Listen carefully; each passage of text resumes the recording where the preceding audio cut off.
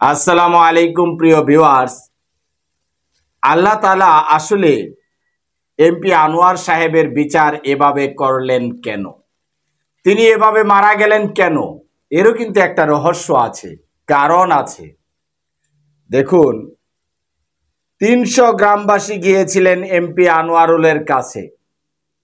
দাবি ছিল সোহানকে ছেড়ে দিতে অনুরোধ করেছিল তারা। বলেছিল তারা সামনে আওয়ামী লীগ করবে, কিন্তু এমপি বলল আওয়ামী লীগ করার লোকের নাকি অভাব নাই। এরপর ২০ এপ্রিল ২০১৬ কালীগঞ্জ থেকে প্রায় ৫০ কিলোমিটার দূরে চুয়াডাঙ্গায় সোহানের গুলিবিদ্ধ লাশ পাওয়া যায়।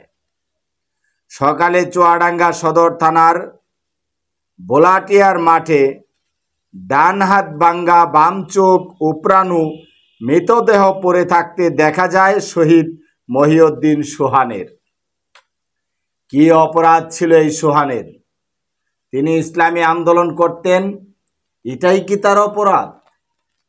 প্রিয় দর্শক, দেখেন, কান্নায় ভেঙে পড়ে সোহানের গ্রামবাসী।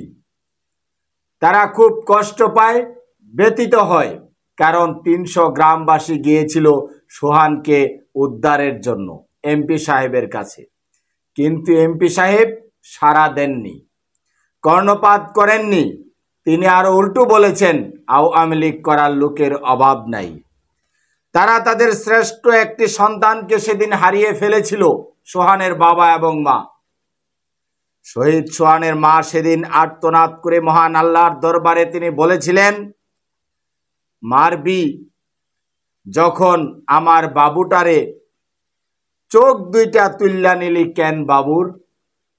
এই কথা বলে সেদিন চোখের পানি ফেলেছিলেন, অজুরে কান্না করেছিলেন, ব্যথিত হয়েছিলেন, যে কান্নায় আকাশ বাতাস সেদিন ভারী হয়েছিল।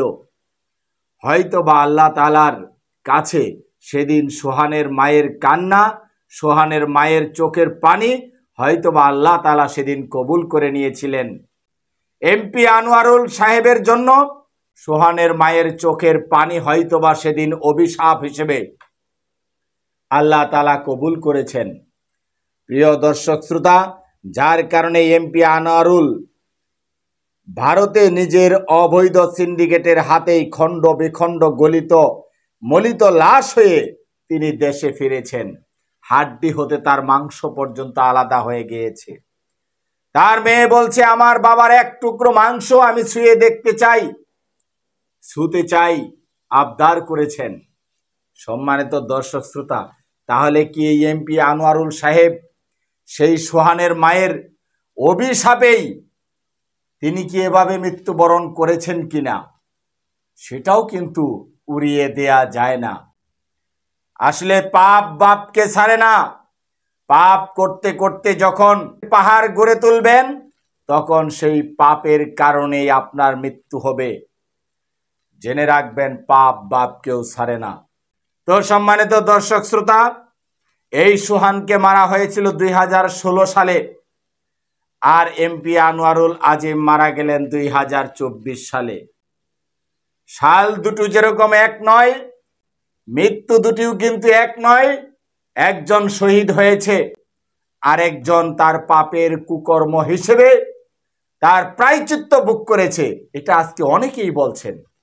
সম্মানিত দর্শক শ্রোতা, বিষয়টি আপনারা কিভাবে দেখছেন সেটা কমেন্ট বক্সে জানাবেন। ভালো থাকবেন। আসসালামু আলাইকুম ওয়া রাহমাতুল্লাহ।